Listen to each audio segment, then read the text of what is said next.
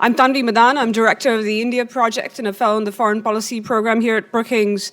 We've got a great panel here to discuss the subject that's come up a couple of times earlier this morning, but also yesterday as well, which is economic integration in Asia.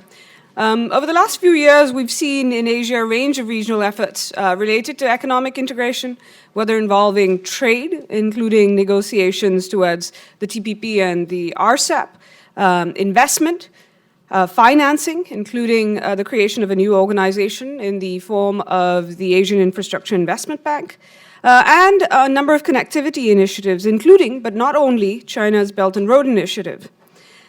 These efforts have involved countries in the region as well as those outside, and it has created new opportunities, but they also haven't been without challenges and complaints, including on market access and other related issues.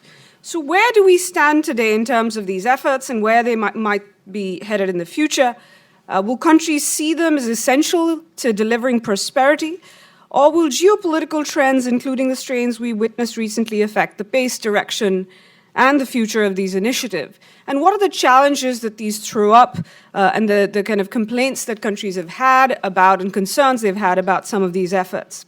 And finally, how might the debate taking place in the US and Europe about globalization, as well as, for example, the Trump administration's withdrawal of the US from the TPP, affect the discussion around these efforts, as well as the choices made in the region?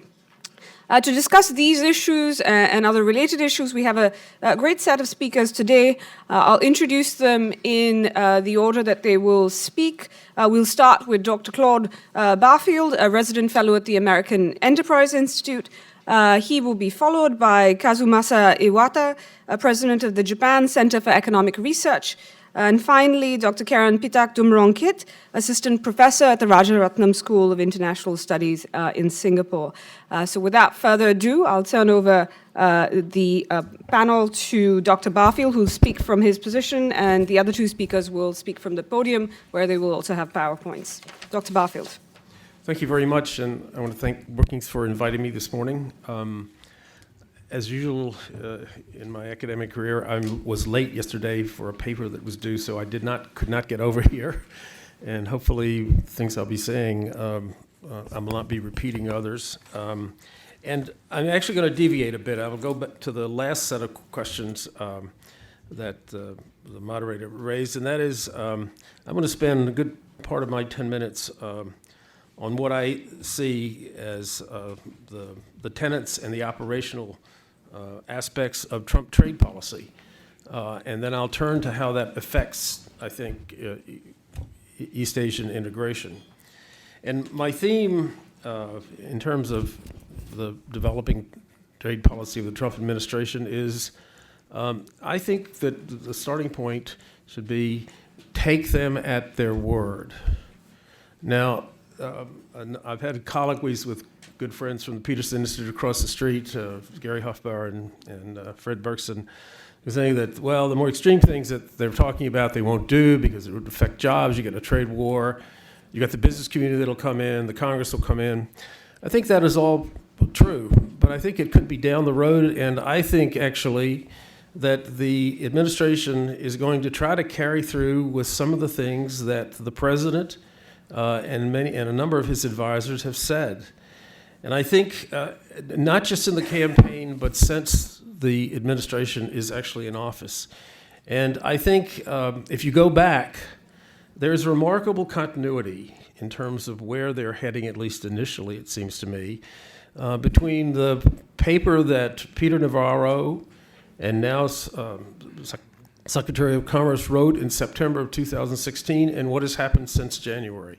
And then you add that to what the president said in the joint message to Congress, the president's statement of U.S. trade policy some weeks ago, and then just what happened in the G20. I think that they will try, at any rate, to go through with the major things that the president has talked about. Some of this I'm not going to chat. We'll talk later, and maybe I'm sure you've had economists here yesterday and this morning. Some of this is economic nonsense, but that doesn't seem to bother them. And what I mean by that is I think that whether you go forward with bilateral agreements, which I'll come back to this, in which they say that they intend to do as a main part of their focus, or regional or whatever, or you renegotiate NAFTA, or you go for new free trade agreements. I think, for instance, they will try to do something in a trade agreement about the trade balance. Now, this is economic nonsense, but they will try to do it with such things as VRAs, or having the negotiation be reviewed after 6 months, after you check the trade balance.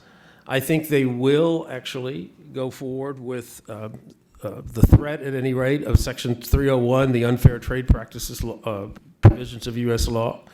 And I think they will also at least exercise the threat of withdrawing from a trade agreement, or even up to the WTO if they don't get their way. I think this is all baked into the kinds of things that the president and many of his advisors have been talking about.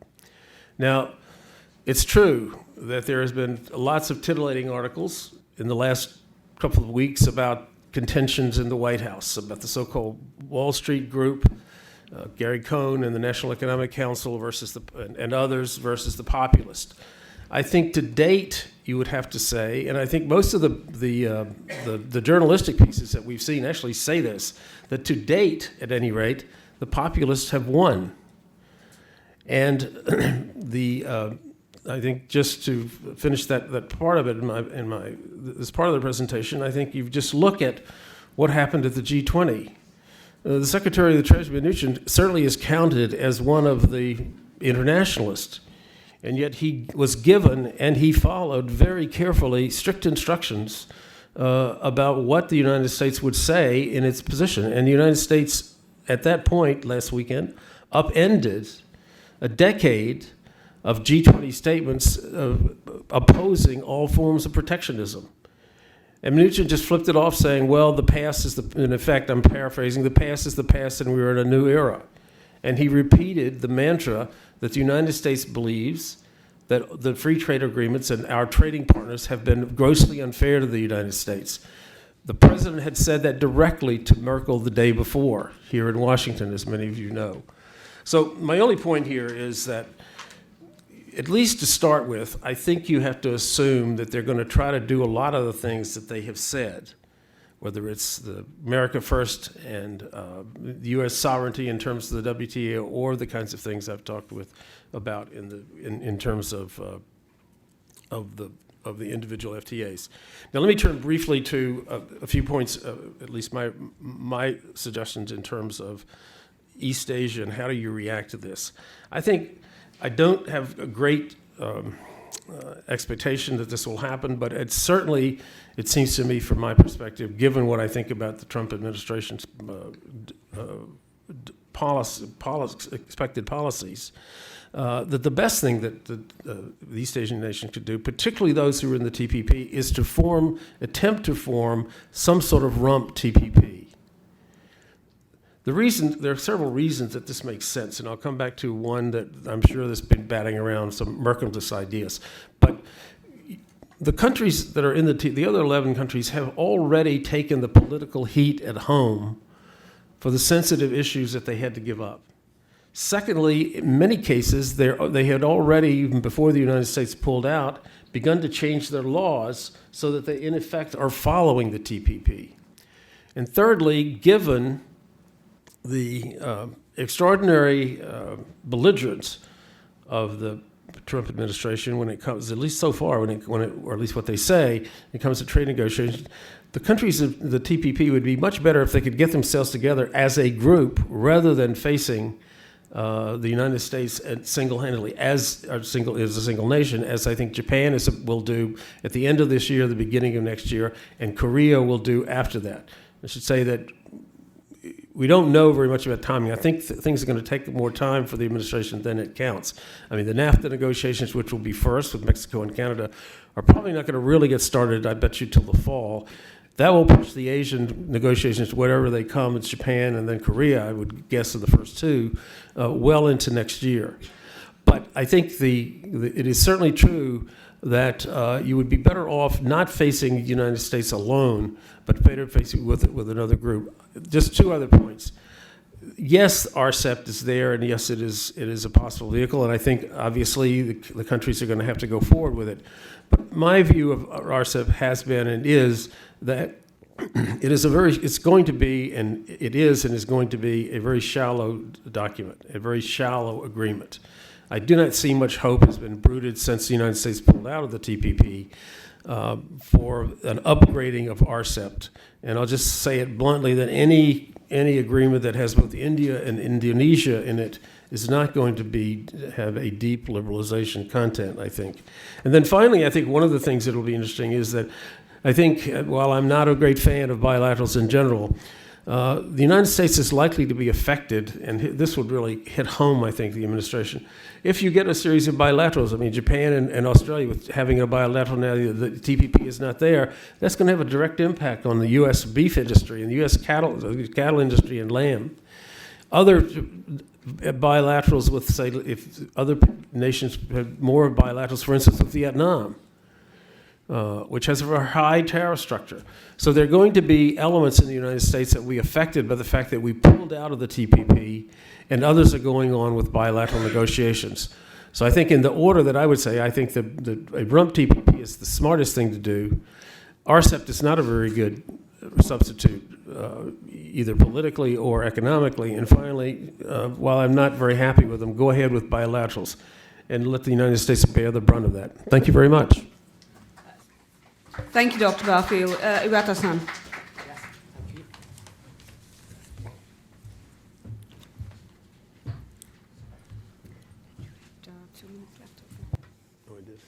So thank you very much.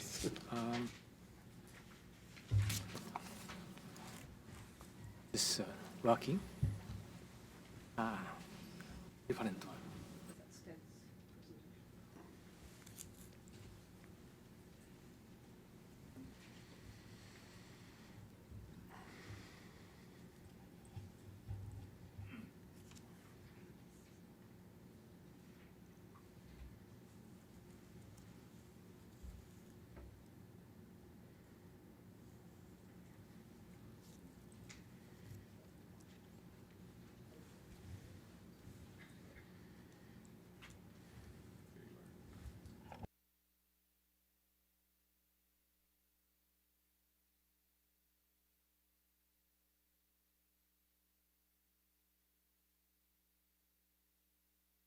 Okay, thank you.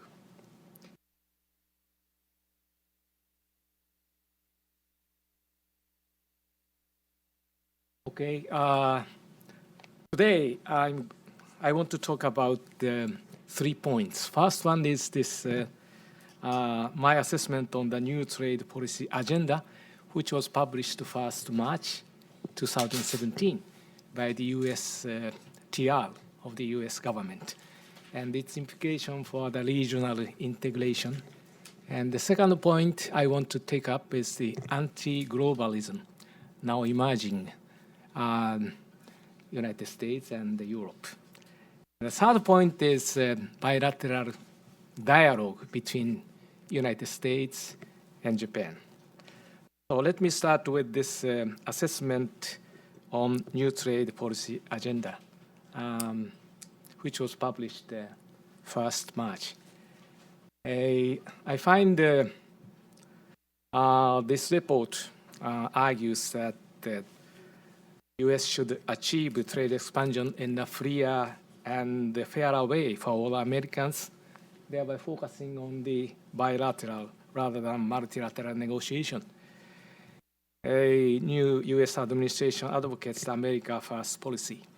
It withdrew from TPP and embarked on the renegotiation of NAFTA. It also rejects the notion that U.S. can strengthen its geopolitical position by adopting trade measures. I find the TPP is a kind of economic version of pivot to Asia under Obama administration, but this pivot to Asia is completely reversed. I find that this might cause a geopolitical gravity shift in East Asia from the US to China. New administration's top priority is to defend U.S. national sovereignty over trade policy. It's very true. WTO could not add to or diminish the rights or obligations of the United States. However, the new administration weakens the commitment to global liberal order based on multilateral trading rules for strengthening free trade and investment system.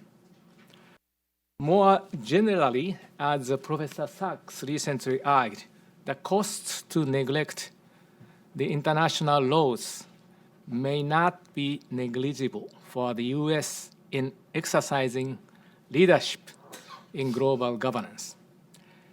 In addition, the active use of Section 301 of the Trade Law of 1974, based on aggressive unilateralism, may trigger the tit-for-tat strategy by trading partners, ultimately shifting back to the adoption of dispute settlement mechanism at the WTO if we want to avoid the trade war which happened pre-war period. Section 301 should not be used if it violates the WTO rules, or more precisely, a U.S. administration should refrain from violating WTO rules. National trade policy agenda also identified the fact China does not act on the basis of market principles. This is one of the WTO issues now, because China makes petition against the treatment of China by advanced economies, US and EU, as non-market economy countries in applying the anti-dumping measures. It's true that the transparent systems are the basis of functioning of trade rules. I find that China faces two traps. One trap is the middle income trap. Our center published 2014 Global Economy 2050. We argued there is a serious risk China will face the middle income trap because of the poor quality of institutions. Institutions include not only economic, but social and political institutions. Another trap is this transformation trap from socialist economy to market economy. I find the latter may be more hard to overcome. The policy turnaround under the new administration implies a watershed of post-war global liberal order. As a result, global economy moves toward political and economic fragmentation, enhancing protectionism and the threat against deepening economic integration under the circumstance of great convergence.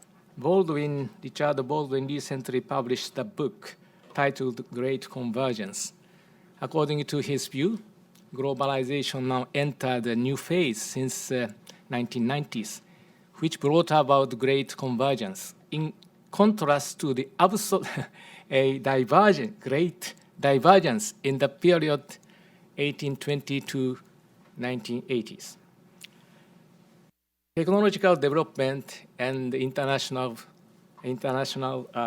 labor, division of labor, developing the new circumstances. Now the emerging economies catching up very rapidly with advanced economies. If protectionist and isolationist pressures mount in global economy, export-oriented growth strategy by East Asian countries, their policy is based on open regionalism, will be fundamentally eroded. For Japan, the successful conclusion of TPP was the first priority of growth strategy of Abenomics. TPP is also the cornerstone for Asia-Pacific regional integration and the security strategy. Given its importance, Japan should not abandon the TPP, even when the U.S. withdrew from it. There is room to establish the TPP-1 together with other participating countries. TPP, with high quality of trade investment liberalization and the new rules on e-commerce and the state-owned companies, will serve as a model of the RCEP, China, Japan, Korea FTA, and FTA AP, a APEC-level free trade agreement. Aside from TPP, Japan should play a central role in the formation of mega FTAs, such as Japan-EU EPA, the China-Japan-Korea FTA, RCEP, and FTA AP.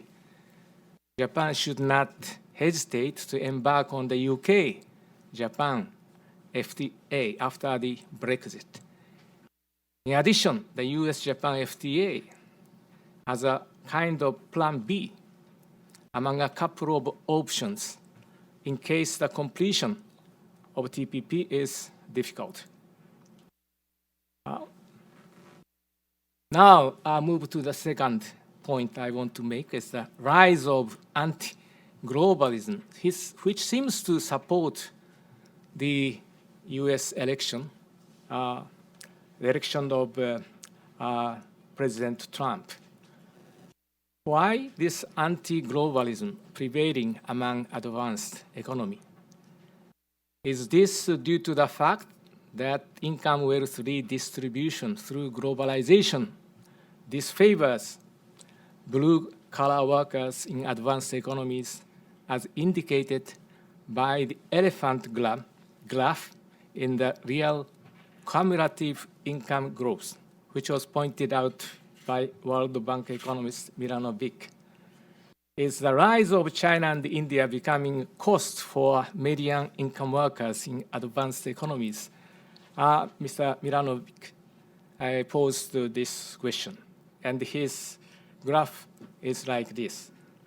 This is the global income distribution in the period of 1988 to 2008. This is almost overlap when the Great Convergence, new phase of globalization, started, according to the Richard Baldwin. You see, there is a kind of back of elephant. This is corresponding to the rise of China and India. On the other hand, the nose of elephant, this height is a super rich people also increasing. And the bottom of the nose, this is corresponding to the median income of advanced economies. And this implies global inequality shrinking. These emerging economies are rising and improving income a lot. But among advanced economies, median income earners, their income growth is stagnating. And Mr. Milanovic, he posed this question. But if we make more a detailed investigation, we find stagnant median income advanced economy was not due to the U.S. blue-collar worker. A predecessor in the session argued median workers in the United States wage increased 3.2% in the most recent period. A stagnant median income advanced economy is mainly due to secular stagnation in Japan and the former Soviet Union and Eastern European countries, and the transformation into market economy in the period of 1990s. However, I find declining trend of average life expectancy. Also, this is pointed out, higher mortality rate for American white workers, in addition to stagnant median income growth. So this graph shows under the 45-degree countries, this is 1988, and comparison between 2008 2088, below the 45-degree line, there had been no improvement. For instance, this rectangular, this is Japan, and round one, this is Bulgaria. And the United States, also the United Kingdom, the workers has a higher real income. So main reason stagnant median worker in advanced economies is Japan's secular stagnation and the former Soviet Union. And what my worry is this, already mentioned in the previous session, mortality and its cause of U.S. white, non-Hispanic, aged 45 and 54. U.S. white people, just you see this on the left side panel, is shortening our life expectancy. Others all lengthening. And also the causes of death, poisoning, is increasing very sharply. This indicates some serious frustration among white, a non-Hispanic, aged 45 and 54. I don't know. These people are very supporting the President Trump, but one of the causes why Mr. Trump was elected. So now I move to the final point. This is a bilateral economic dialogue between the United States and Japan. Prime Minister Abe and President Trump took initiative to start the bilateral economic dialogue covering the three areas. Yesterday, I talked about the macroeconomic policy, monetary and fiscal policy, and the coordination of policies. The second one is infrastructure investment, energy, cyber, and space. Third one is the bilateral trade policy framework. Prime Minister Abe succeeded to persuade President Trump, U.S.-Japan, shall we have dialogue, but headed by Vice President Pence and the Deputy Prime Minister Aso. And this implied to avoid the direct intervention by President Trump in the process of bilateral dialogue. Second point, Prime Minister Abe suggested in the private conversation to President Trump is just to separate the issue of on the exchange rate from the trade issue, and moving back this issue to the conventional G7 process. Shall we leave this issue to the expert? And President Trump said, okay. So there had been 2 points in this process of proposing dialogue from the side of Japan. And Japan also prepared package measures titled Japan-U.S. Growth and Employment Initiative. It aims at achieving a new market of $450 billion and a new employment of 0.7 million. That compared with the President Trump's plan to increase the employment 25 million, this is about 3% increase is coming from this program. By enhancing infrastructure investment, for instance, the replacement of obsolete infrastructure and high-speed railways, Japan intends to secure the stable imports of energy through the U.S.-Japan cooperation, leading to expansion of Japanese import from the United States. Japanese government seems to reluctant to accept the U.S. proposal on U.S.-Japan FTA due to the difficulty to provide further concessions on agriculture products. Therefore, the third area named the trade policy framework. This implies the Japanese side want to avoid directly embarking on the Japan-US FTA issues.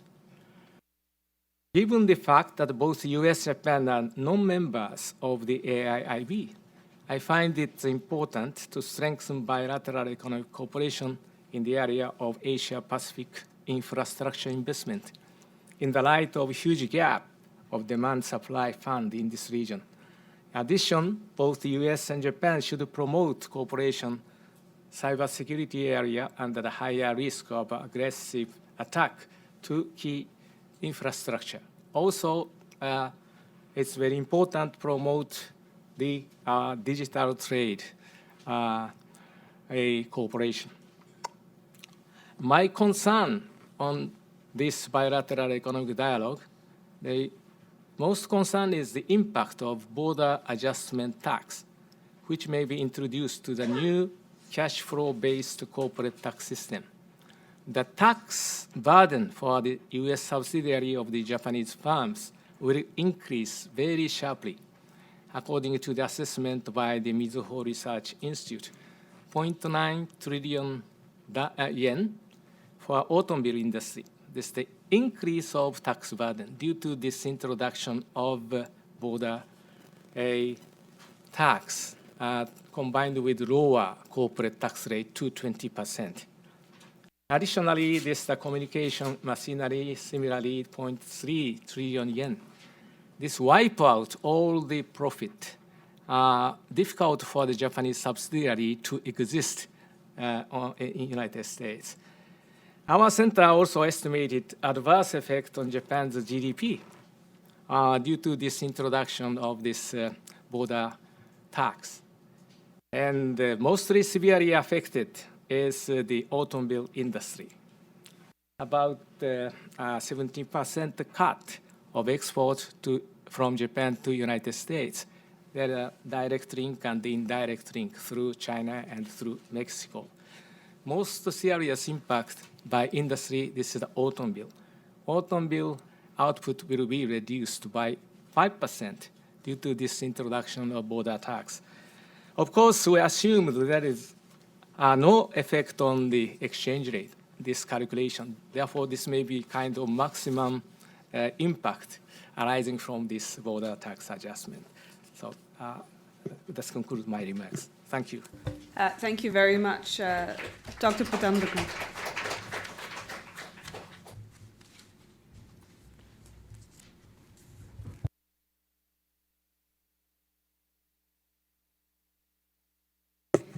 So I have about 10 minutes to talk. So I think I'm going to talk about the regional economic integration from the ASEAN's perspective by highlighting some projects that Southeast Asian nations have been pushing forward in terms of foster and to foster deeper regional economic integration. And also I'll talk about the ASEAN's external economic relations, how Southeast Asian countries engage with the external players to help enhance the economic integration in the region.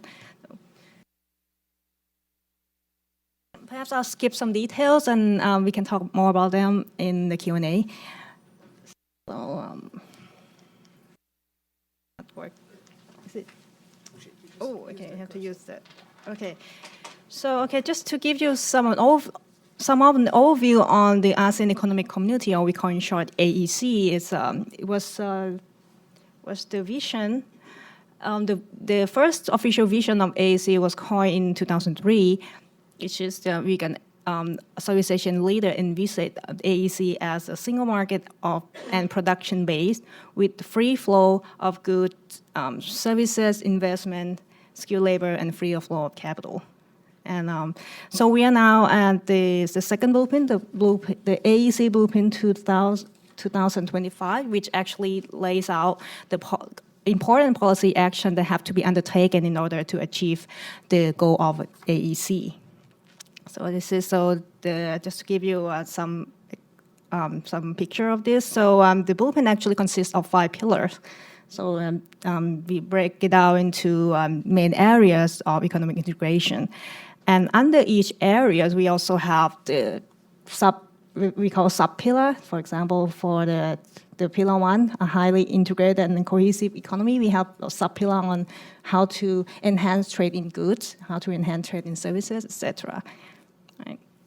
So ASEAN from the ASEAN perspective is not a destination, it's a process or a milestone in our journey of economic integration. Though. So we're now at the AEC 2025 blueprint. Perhaps in the future, that will be a milestone into our road of regional integration. So the remaining challenges, there are many remaining challenges for AEC. For example, Southeast Asian countries have not been doing very well in terms of lowering or eliminating the non-tariff barriers. And there was slow progress in services liberalization. Actually, I can give you some example from Thailand, which is the country that I'm from.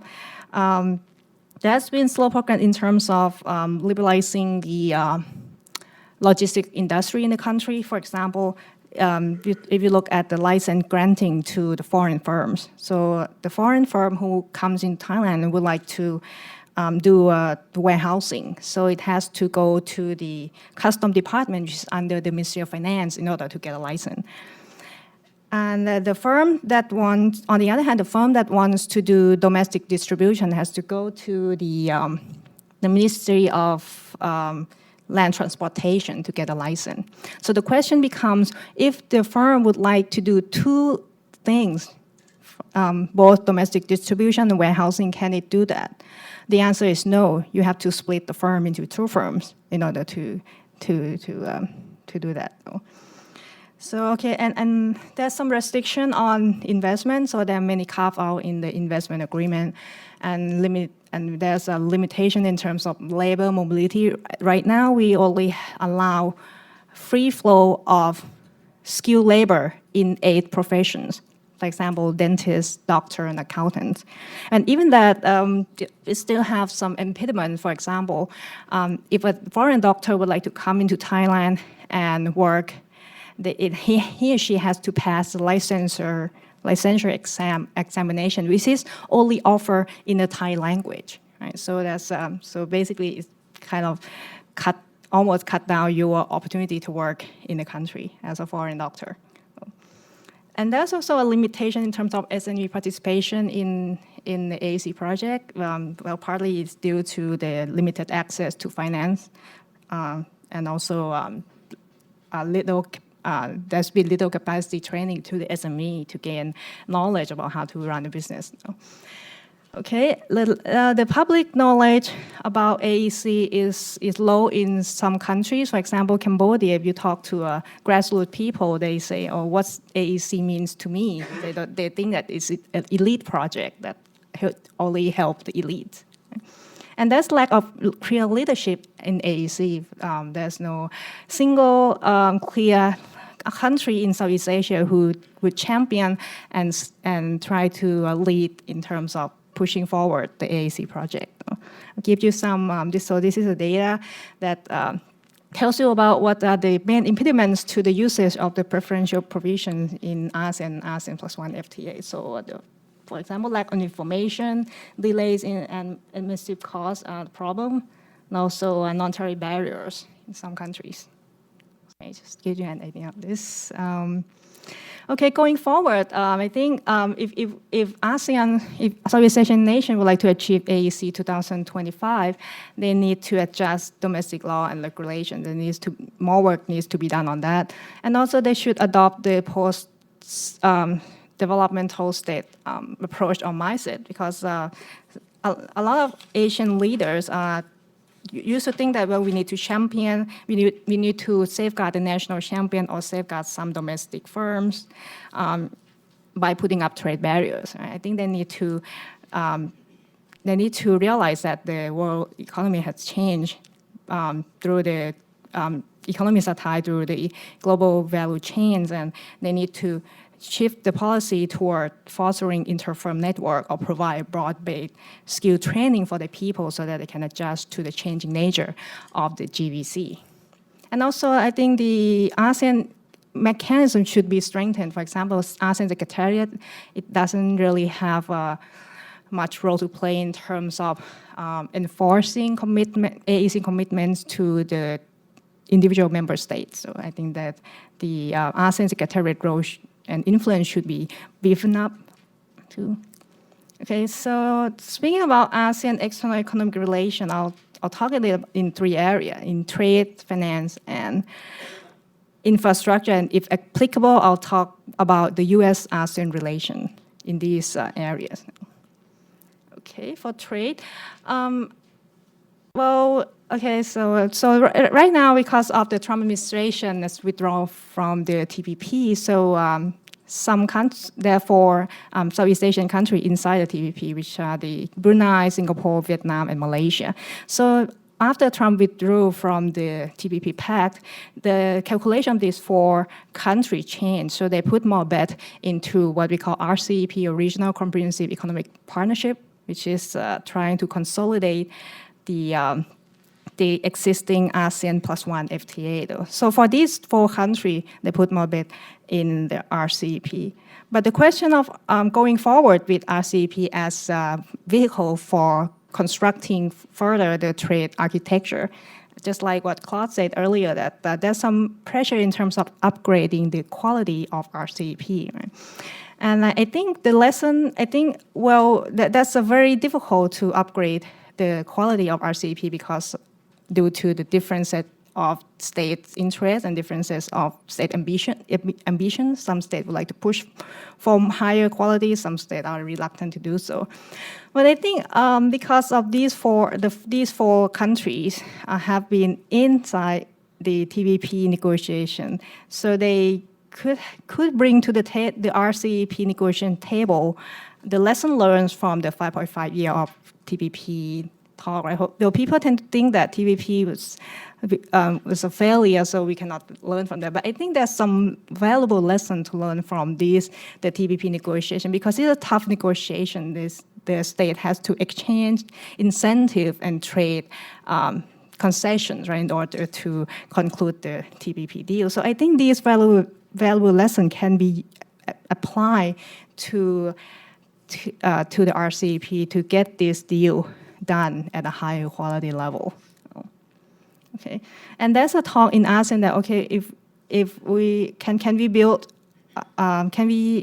for a larger regional trade architecture, the FTAP, by using RCEP as a building block. I think this is a long-term goal for ASEAN, because the very first step that you have to do, that you have to include Cambodia, Laos, Myanmar into the APEC membership first, because FTAP was under the APEC umbrella. And this is maybe difficult in practice, because in order to get these countries inside APEC, it requires a consensus from all APEC of existing members, though, which is very difficult to do so in practice. Right?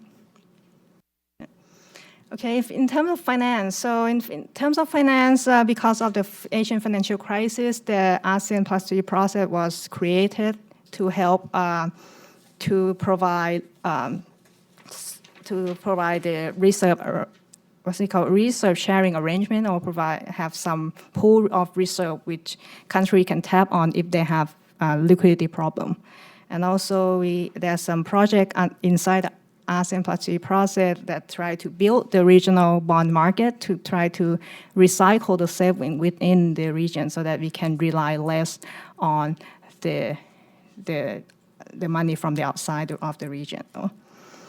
But but going forward with this is that there's some shortcoming in ASEAN +3 process, because there's no agreement on the exchange rate management, though, which I think is worrying in the country because of the rising protectionism from the U.S. and also from the Western countries, which coupled with the global economic slowdown, right? This can create a temptation for some regional state to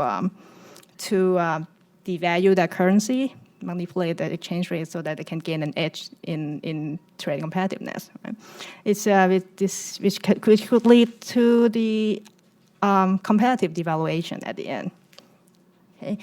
But the thing about this exchange rate amendment is that there has been a lack of effective enforcement mechanism to manage this issue at global level and at regional level. Right? We know that the IMF Article 4, the revised IMF Article 4 was not, means that the IMF could not really tell state to align the exchange rate, right? To force the state to align the exchange rate.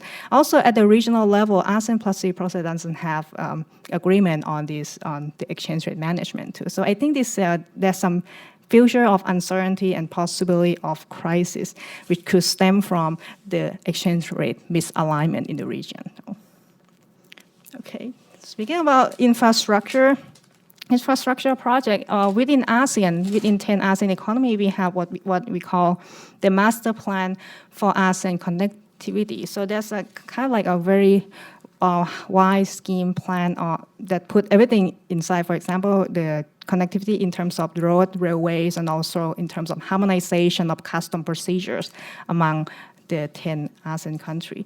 And also the master plan for ASEAN connectivity, we also engage external donor to fund several infrastructure projects.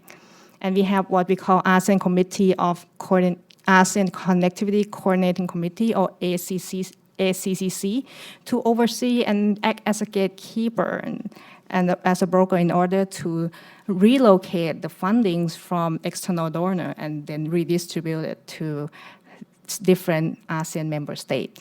Right? So just to give you some idea. So this is in the circle is ACCC, so it acts as a gatekeeper to screen the project, to approve the project that is funded by external donors. But going forward, in terms of regional infrastructure architecture, there's some concern because now we have the newcomers, for example, the OBOR and AIIB championed by China. And we have to figure out how these two schemes would fit with our own project, the impact. And also there's some issue about how can we manage the interplay between the newcomer and the incumbent of how to finance the infrastructure though. And there has been some issue about that ASEAN has been lacking effective enforcement mechanism to manage the spillover effect of the infrastructure project. For example, you probably heard about Sayaburi Dam, which is the hydropower dam built in Laos. But the problem of this is that it has a spillover effect on the low stream countries, Cambodia and Vietnam, because they are down the river, and because of the dam construction, it jeopardizes the fish migration pattern and also blocks some nutrient necessary to grow rice. So the Cambodia and Vietnam has been complaining about this effect, but there has been no effective mechanism in ASEAN to help address this transnational problem. Well, there has been what we call Mekong River Commission, which Laos, Cambodia, and Vietnam is also a member. But the thing about this commission is that it doesn't have enforcement power to tell Laos to stop building the dam or conduct more study on the environmental effect of this dam on the low stream country. So with that, I'll stop here and talk more about this in the Q&A. Thank you. Thank you, Karen. I'm going to throw out a question each for all of you, and as you get settled, I'll start with Dr. Barfield. Iwata-san mentioned the kind of elements of what a U.S.-Japan deal could look like, but the other kind of big deal that the president, then candidate Trump, talked a lot about was a U.S.-China deal, which he promised that he would be able to strike. What are the prospects of such a U.S.-China deal? For Iwata-san, you mentioned that one of the things that should be part of the deal is a discussion with implications for integration in Asia, which was promotion, U.S.-Japan promoting infrastructure investment. Where would that fit in, though, with President Trump's emphasis on America first? And for Karen, how might some of the measures that the U.S. is threatening, particularly China with, how will that impact Southeast Asia, given the complexity of the supply chains that we have in existence? Well, if you were talking about a free trade agreement between the two countries, I don't remember the president saying that, but in any case, the prospects are nil, certainly in the near future. I don't think politically in the United States it would be possible. And I think economically for the Chinese, they're not willing to make the changes internally that would allow that. I think the most one could expect, and even here I'm doubtful, is some sort of bilateral investment agreement. Because once you get into that, then it gets into all the SOEs business and the rules there. And there's no sign that the Chinese are willing to give up on any of the things there, or to, I think there's a lot of debate over a so-called negative list, and the Chinese have not given any indication that they're willing to change their opposition to that, because that would throw everything open unless they had actually not put it on the table. So I think that's something I wouldn't spend a lot of time on thinking about. His ability to get them to give greater market access, for example, or just kind of ease some of their restrictions. Well, I think a lot of it is, and I will have to say that somebody was telling me that they just read the paper that I wrote some months ago. In terms of internet-connected sectors and high-tech sectors, I think the situation, and this is something that it's the first time I've ever advocated this in any trade negotiation. The one thing that I do agree with, something that I think it was either Trump or maybe one of his, maybe it was Wilbur Ross or somebody, said, the WTO is not capable of dealing with the problems we have with China. And I actually think that's true. But that's not a question of the WTO as an institution. It's a question of the negotiations have not caught up, for instance, with digital trade. So that in my own mind, I think down the road, and this would be true no matter who is president, the United States is going to have to move toward a kind of, this scares the hell out of me because of our political system here, some sort of move toward stricter reciprocity. And what I argued in my paper was that I don't think we should not do this through trade rules, but the thing to keep in mind is that WTO and international trade rules on investment are very slender. There's not very much there, and so you have a lot more room for unilateral action. And while I'm reluctant to have the United States go down that road, I think in this case, sooner or later they're going to have to. We'll just have to see what happens in the early negotiations with China. Thank you. Iwata-san. Okay, thank you very much on the infrastructure project in the Asia-Pacific area. Japanese government already published the program, Quality Infrastructure Program. This is announced in May 2014 by Prime Minister Abe, and Japan at that time already decided not to join the AIIB. Instead of joining AIIB, Japan prepared its own infrastructure investment program. And this program is higher quality infrastructure investment that is environment friendly and also the robust against natural disaster. And also it's market driven. The total amount of money we expected is $110 billion, and AIIB is the capital is $100 billion. So I find President Trump announced $1 trillion U.S. infrastructure plan during the election campaign.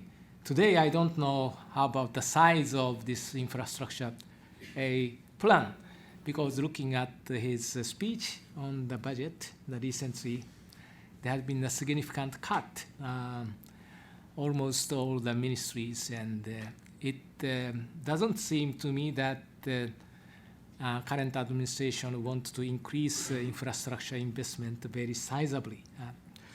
But I find it makes sense if there is a room for the further cooperation between the two countries in the infrastructure investment area. We should widen the scope, not limiting only to the U.S. infrastructure, but there is a huge potential demand for the infrastructure investment in Pacific Asia. Even though AIIB and the Silk Road Fund providing additional money, still there is a huge gap between the demand and the supply on this infrastructure investment fund. I hope U.S. would establish a kind of infrastructure bank. Japan's plan is promoted by JICA and the JBIC, these government-affiliated financial institutions, making contribution. And if these similar institutions emerged in the United States, we can have a good collaboration between the two countries. All right. So about China's influence in the region, right? And how would that affect the ASEAN or Southeast Asian nation? I think that's going to be tough though, because China has been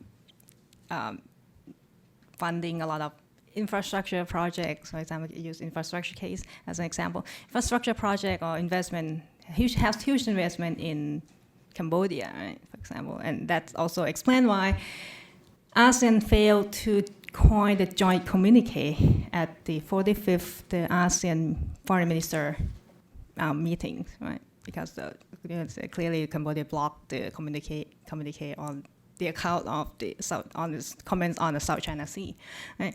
So and I just show you the map on the Sayaburi Dam, the hydropower dam has been built in Laos. Actually, there has been that. I have another map. I didn't take it here. I have another map showing that there has been a dozen more dams going to be built in Laos, and this is going to be funded by Chinese money. And that's going to create a huge problem, though, because the project has been more or less, the plan has been more or less to go ahead with the construction.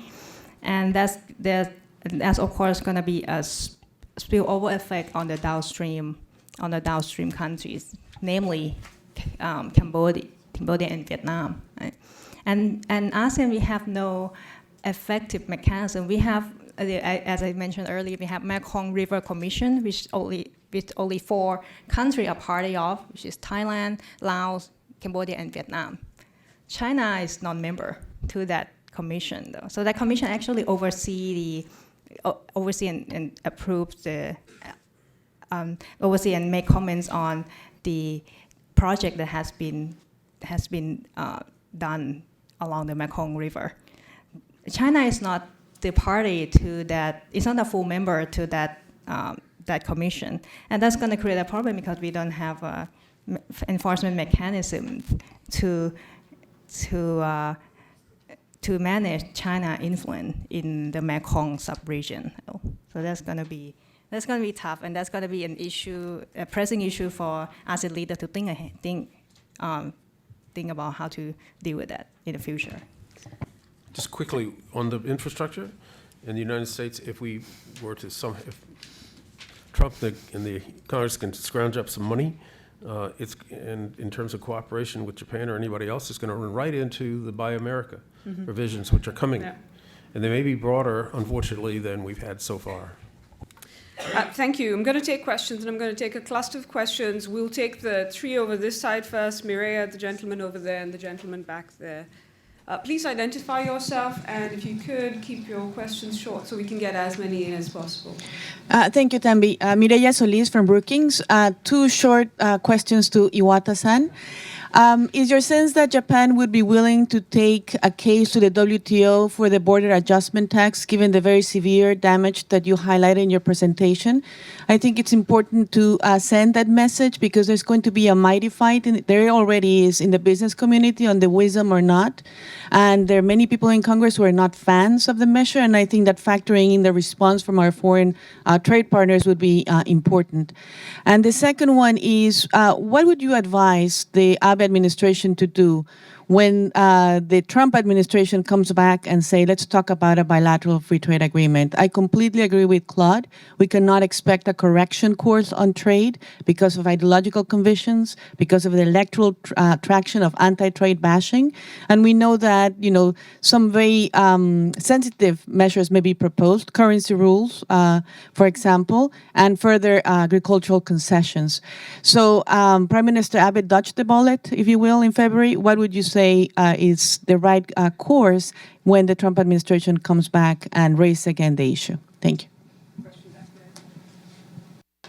Hi, Chen Weihua, China Daily. I have a question on AIIB, which actually in Beijing approved 13 members today, including Canada first in North America. So, Mr. Iwata, what's the thinking behind Japan not to join? Is it because it's China-led? Is it because the China-Japan relation is not that good at the moment? Or will Japan change its mind for the U.S. joins? Mr. Barfield, just talk about, a lot of criticism about Obama administration's handling of AIIB. I've never heard of praise for that in the U.S. even. So will the Trump administration make a U-turn to join, as some suggested here? Thank you. And the question back there.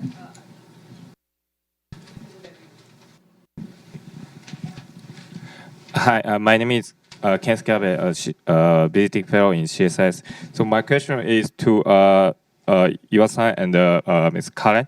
So my question is about the TPP 11, or TPP -1.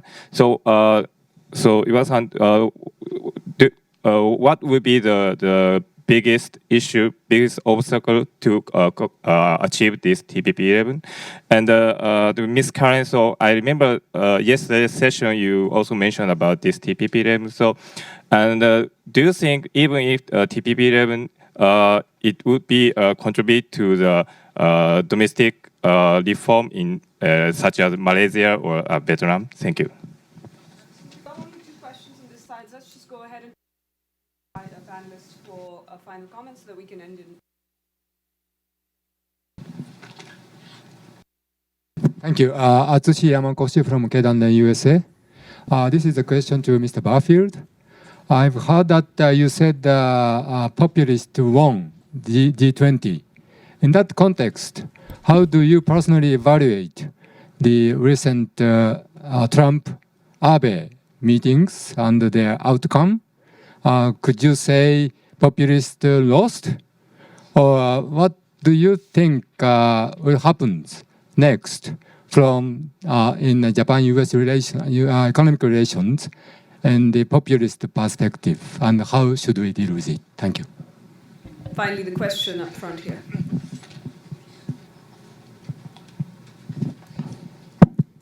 I'm Yo Son from East Asia Institute.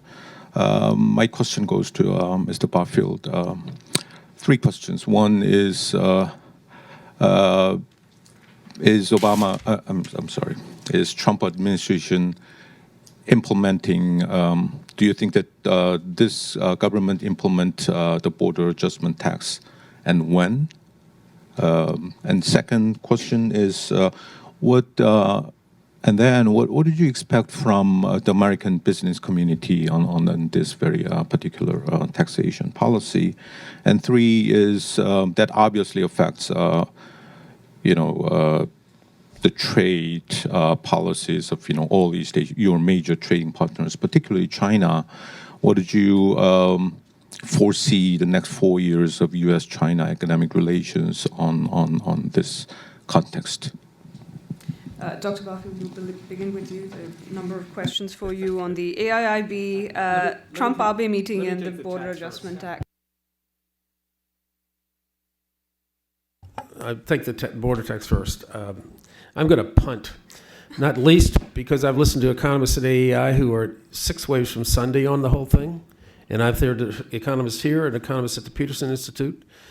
So, we don't also know the way it would come down. It's kind of like the new Obamacare changes. You don't really know how they're going to end up. I think, though, finally, and this is the last thing I'll say about that, I think the chances of passing anything on a border adjustment are less than 20%. So that's all I'll say about the substance. Let's see, what was the others? The AIIB and the Well, Abe-Trump meeting. I thought at the time, said it at was a mistake for the United States in a fit of kind of pouting because we weren't leading and not to join. I think it's probably too late now. I don't think, particularly with this administration, I can't see them moving forward in it, in terms of joining it. You never know. Trump is very mercurial. So, and he likes construction projects. So who knows? It could be something thrown in when he meets with Xi Jinping or later. But I wouldn't count on it. And let's see, what was the other? The other was the Abe-Trump meeting and the prospects for U.S.-Japan relations ahead. Well, I think the Abe-Trump meeting was just a holding action. It was, Abe ran over here so that he could get in quickly and get to know what, he knew, and correctly, that with Trump, personal relations mean a lot. But I don't think anything came out of it. That is, no decisions were. My guess is that the administration is not going to be deflected from moving toward pushing Japan to a bilateral FTA. I mean, this goes back to what I said about the way they look at the world. They look at the world in terms of big problems in trade as to how much of a trade deficit do we have with a particular nation. And Japan is right up there behind China, and that's why while it's not as large, he's also picked on Korea. So my guess is that sometime, it's probably going to be next year. It could be sooner, but I think what the administration hasn't thought about is how they've committed to going through the Trade Promotion Authority procedures, and that just takes time. And so I don't know how quickly they will get to it, but certainly Japan is not going to be off the radar screen. I do not know how Abe would be able to say he wouldn't do it. As I said, I think, and I don't think this is possible, the best thing that could happen, and somebody asked me about the TPP, would be and here Japan is key, I think, is to get forward with some sort of TPP 11. And at least you would have another structure out there. Then you could be in a situation, and again, I think this is fantasy on my part, though it's something I would hope. The Europeans are going to are already telling the administration, we could do a negotiation with Europe is a bilateral negotiation. You can't pick off Germany or France or you cannot. The Brits are leaving, but for the other countries, so. You could, in the best of all possible worlds, you could persuade them that was the case, but I don't think that's going to happen. Okay, then thank you very much. So many questions, and the first on the border tax issue, and this is a very serious impact for the Japanese industries. If this international border tax is introduced. And I also get the information, Mr. Kohn once expressed a view that the alternative drastic tax reform on the business tax reform, that is 15% corporate tax rate, but at the same time strengthening the tax on capital gain and the dividend payment. So it seems to me this is a kind of alternative, what Mr. Trump wants to do. And I hope the discussion moving toward that direction. And another issue on this border tax is whether it is a WTO consistent or not. Value-added tax in Europe and also consumption tax in Japan based on the destination principle that export is no tax, but import is taxed. This is a value-added tax. It's okay, but this is a cash flow corporate tax system, and therefore this combination is. I find that this is not consistent with this WTO rulings. So. Therefore, I hope United States avoid this introduction of the international border tax, adjustment tax. And the Prime Minister's position on this U.S.-Japan bilateral FTA, still Prime Minister Abe's first priority to continue to invite United States to join TPP. And I find one possibility is maybe establish a somewhat expanded TPP, adding Korea or Indonesia and other countries, and rename this TPP, different names, and invite President Trump. Will you join this new trade arrangement? This is one possibility. And my own another preferred proposal is maybe sectoral approach. For instance, if we take a digital trade, free trade of digital, information and others is very important. E-commerce is very important. It's a very good thing to have a common rule in this Asia-Pacific areas, and therefore it makes sense, to invite United States and or U.S. Japan take together the initiative. Shall we have established a new free trade area of this digital trade, something like that. This may be another possibility. On the AIIB, what is the reason? I think security issues, impacted in the process of negotiation, because Senkaku Island and the South China Sea are becoming more and more threat for Japan. And you may not know, Japan had the experience of invasion by Mongolian Empire. That was 14th century. Mr.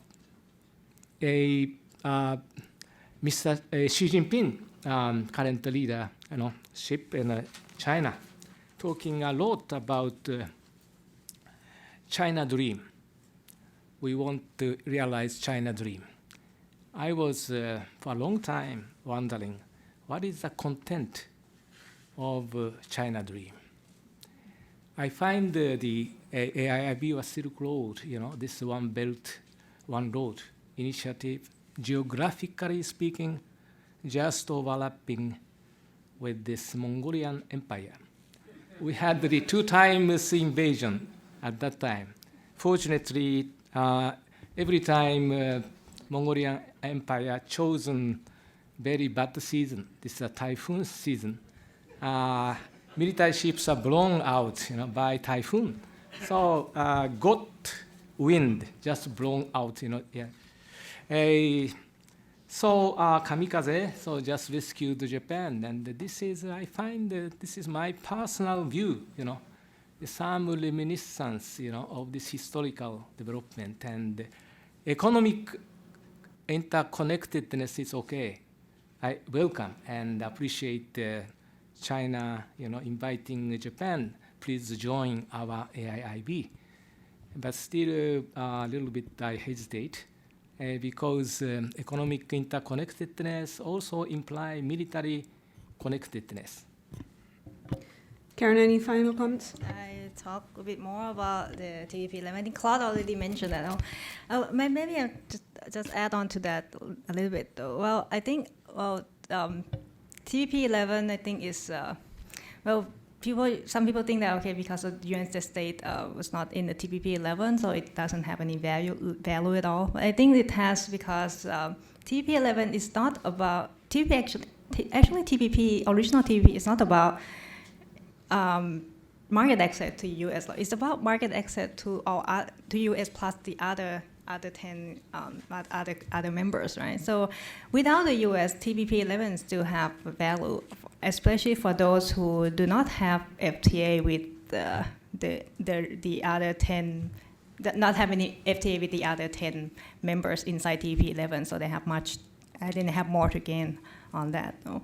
And TPP agreement also has, that's a good thing about TPP because they also has an updated rule on investment, right? And they also have a very good chapter on e-commerce, which is, I think, can be used as a framework to shape up the rules at WTO. So, well, of course, there's going to be some tension because one thing about multilateral trade agreement is that if you sign onto it, it means that other country can have access to the third-party market, which they otherwise would not previously, right? So, meaning that other country can become your competitors in trade, right? So and that's I think that's something the state have to think of, to weigh the costs and benefits of joining such a big trade bloc like this, right? So you can gain in some area, but of course you can lose in some area because of the new competitor coming into the picture, and also perhaps the privileges that you can get that your SOE used to get, now they have to be scrapped because of the competition policy in the TPP. Yeah, so there's going to be some cost-benefit analysis by individual state inside TPP 11 if they would like to go forward with it. So like many things these days, the watchwords are stay tuned. Just a couple of announcements before we leave. Lunch will be served across the hallway in the Summers room, so please exit through the back doors, not the side doors. And once you get lunch, you can come back into this room for the 12:15 session with Michael Green. Please allow, if you can, speakers to grab their lunch first. Richard also has some comments. And after that, please join us in thanking the speakers. If I could have your attention for 30 seconds while we have such a large group. I again want to thank our co-sponsoring institutions, the East Asian Institute in Korea, Rajaratnam School in Singapore, and Japan Center for Economic Research in Tokyo, as well as Thornton Center and India Project. And I would like you to join me in thanking the staff who actually make something like this possible. In particular, I want to note Hunter Marston, my colleague, and Maeve Whelan-Wiest. I don't see her right now, but they've done a tremendous job getting us to this point, and I hope you'll join me in thanking them. Thanks to all of you.